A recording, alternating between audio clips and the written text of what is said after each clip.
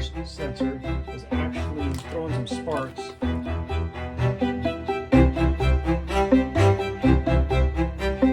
So having our little dial here where we turn it to adjust the temperature. Power actually 1031.84. Now we're just going to push this back in here. It goes inside the chamber there, so it can tell how hot it is inside the. It'll adjust your temperature, 67 psi, whatever you prefer.